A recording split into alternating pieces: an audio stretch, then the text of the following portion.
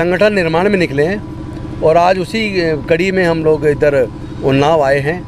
क्योंकि उत्तर प्रदेश को जंगल राज में बदल दिया है योगी जी ने और वो कानून व्यवस्था संभाल नहीं पा रहे हैं। लोगों में भय का वातावरण है और वो हिंदू मुस्लिम की मंदिर मस्जिद की राजनीति करते हैं, काम की राजनीति नहीं करते हैं। आज उत्तर प्रदेश के सरकारी स्कूलों की स्थिति ऐसी है कि यहाँ से कोई बच्चा पढ़ के कामयाब नहीं हो सकता। अस्पतालों में अच्छा इलाज नहीं है, स्थिति बिगड़ती है तो यहाँ के डॉक्टर्स कहते हैं दिल्ली के किसी बड़े अस्पताल में ले जाओ। तो ऐसे हालात में मैं समझता हूँ कि जिस तरह के वायदे करके योगी जी की सरकार बनी थी, आज देखें तो उन्होंने अपना एक भी वायदा पूरा नहीं किया है। आए दिन रेप की घटनाएं होती हैं, हत्याओं की घटनाएं होती हैं। ना यहाँ महिला सुरक्षित है, ना दलित सुरक्षित है, ना पिछड़ा वर्ग सुरक्षित है, ना यहाँ ब्राह्मण सुरक्षित है। और तो इस तरह की वीडियोज़ देखने में आ रही है कि थाने के अंदर पुलिस वालों को भी पीटा जा रहा है। तो आखिर सरकार को लोग चुनते क्यों हैं? मतलब इन्होंने पूरे देश में गुजरात के मॉडल को लागू किया है और गुजरात के मॉडल का मतलब है जहाँ विपक्ष को बोलने की आज़ादी ना हो। जो भी कोई सरकार की गलत नीतियों का विरोध करता है उसको रासुका बना के लगा के ये लोग जेल में डाल देते हैं, ईडी का छापा लगवा देते हैं। आप देख रहे होंगे अभी 2 फिल्मी कलाकारों के खिलाफ किस तरह इन्होंने इनकम टैक्स रेट डलवाई है।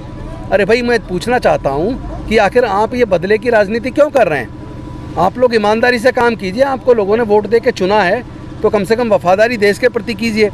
आज तो पूरा आपकी वफादारी केवल बड़े बड़े पूंजीपतियों के प्रति है, देश के लोगों के प्रति आपकी वफादारी नहीं है।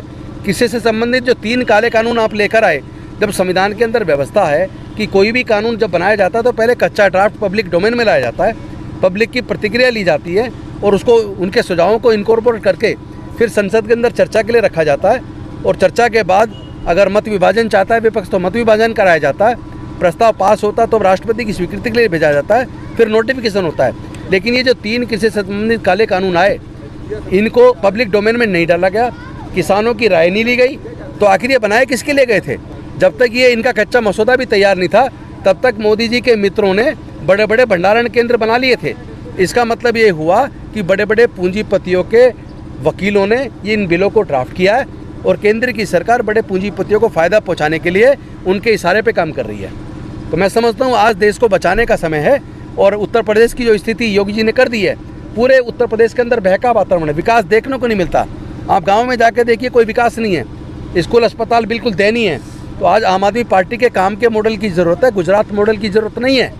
और ये जो काम का मॉडल दिल्ली से शुरू, आप देखिए दिल्ली के अंदर, दिल्ली सरकार देश की पहली सरकार नहीं बल्कि पूरी दुनिया की पहली सरकार है जिसने अपने टोटल बजट का 26% एजुकेशन पे खर्च करके सरकारी स्कूलों को इतना बेहतरीन बना दिया कि प्राइवेट स्कूलों से बच्चे नाम कटा के सरकारी स्कूल में आ रहे हैं। सरकारी स्कूलों का रिजल्ट 98% है, प्राइवेट स्कूल बहुत पीछे छूट गए।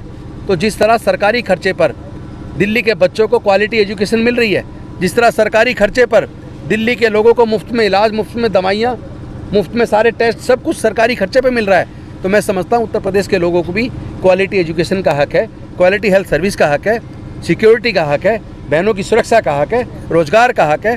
तो वो सारे काम ये जो बीजेपी की सरकार है कभी नहीं करेगी, क्योंकि इनको पता है इनको तो वोट धर्म के और जाति के नाम पे मिल जाता है। लेकिन आज उत्तर प्रदेश के लोग जागरूक हो गए, अब वो जाति धर्म पे, मंदिर मस्जिद पे वोट नहीं करेंगे, लोग काम की राजनीति को वोट करेंगे। इसलिए 2022 में हम आश्वस्त हैं, उत्तर प्रदेश के अंदर आम आदमी पार्टी की सरकार बनेगी। किस तरह यूपी में महिलाओं की जो घटना करने वाले लोग हैं उनको, उनके खिलाफ जिस तरह की सख्त कार्रवाई होनी चाहिए उस तरह की सख्त कार्रवाई होती नहीं है। आपको हाथरस वाला केस याद होगा, जिस बच्ची के साथ सामूहिक बलात्कार किया गया और उसको इतनी गंभीर चोट पहुंचाई गई कि उसकी जान चली गई।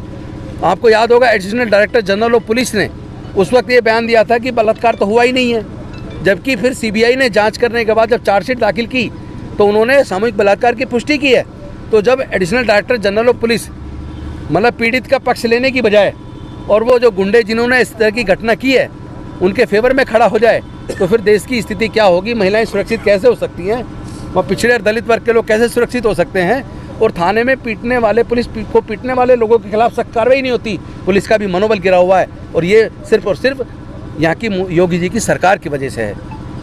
इसलिए समय आ गया है उत्तर प्रदेश की सरकार को बाहर का रास्ता दिखाने का और काम की राजनीति को आगे बढ़ाने का। सर, आगामी चुनाव को कैसे देखते हैं? मैं समझता हूँ जिला पंचायत चुनाव एक अवसर है, इसके माध्यम से हम उत्तर प्रदेश के गाँव-गाँव में हमारे कार्यकर्ता जा रहे हैं, संगठन का निर्माण चल रहा है, बूथ इंचार्ज गठन हो रहे हैं और इस चुनाव के माध्यम से, इसी चुनाव में हम बहुत अच्छा परफॉर्म करेंगे और 2022 में सरकार बनाने की बुनियाद इसी चुनाव में हम रख देंगे। सर उत्तर प्रदेश में क्या दिल्ली मॉडल रहने वाला है? निश्चित तौर पर रहेगा। यहाँ के लोगों को भी सस्ती बिजली चाहिए, एक सीमा तक मुफ्त बिजली चाहिए, यहाँ के लोगों को भी क्वालिटी एजुकेशन चाहिए, क्वालिटी हेल्थ सर्विस चाहिए, रोजगार चाहिए, डेवलपमेंट चाहिए।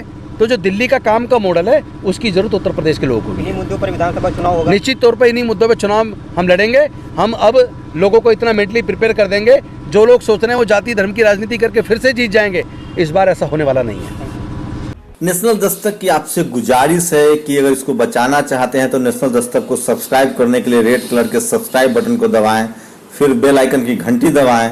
नेशनल दस्तक को बचाने के लिए बहुत जरूरी है कि हर खबर को शेयर करें, लाइक करें, कमेंट जरूर करें।